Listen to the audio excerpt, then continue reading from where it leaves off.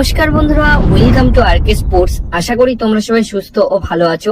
তো এই ভিডিওতে 2 থেকে 3টে গুরুত্বপূর্ণ আপডেটস রয়েছে যেগুলো শেয়ার করব। তো প্রথমত যে আপডেটটা শেয়ার করব সেটা মোহনবাগান দলের যে ব্যানটা রয়েছে সেই ব্যানটা নিয়ে একটা আপডেট রয়েছে।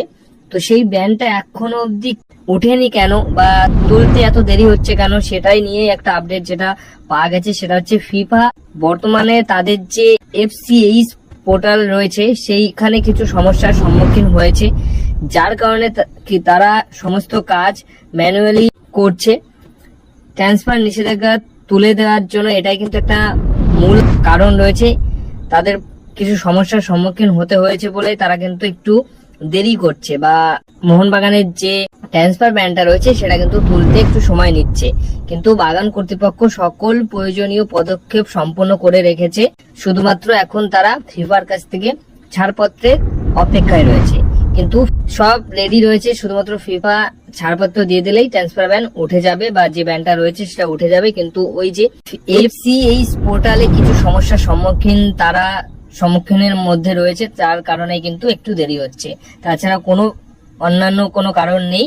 এই কারণটা বা এই সমস্যার সমাধান হয়ে গেলেই ফিফা কিন্তু যে ছাড়পত্র রয়েছে সেটা কিন্তু ক্লিয়ার করে দেবে। তো এরপরে নেক্সট আপডেট যেটা শেয়ার করব, কেরালা ব্লাস্টার্স এফসি দল নতুন একটা সেন্টার ব্যাক পজিশনের ফুটবলারের সাথে কথাবার্তা বলছে। বিদেশি ফুটবলার, স্প্যানিশ ফুটবলার, খুব ভালো মানের একটা ফুটবলার। সাইপ্রাস লিগে একটি ক্লাবে খেলছিল, সেখান থেকে লিভ নিয়ে নিয়েছে এবং সেই ফুটবলারটিকে দলে আনার জন্য কথাবার্তা বলছে কেরালা ব্লাস্টার্স এফসি দল। স্পেনের ফুটবলার 30 বছর বয়সী ডেভিড গোল্ডার এই ফুটবলারটিকে দলে আনতে চাইছে কেরালা ব্লাস্টার্স এফসি দল। 6,40,00,000 টাকা তার মার্কেট ভ্যালু রয়েছে।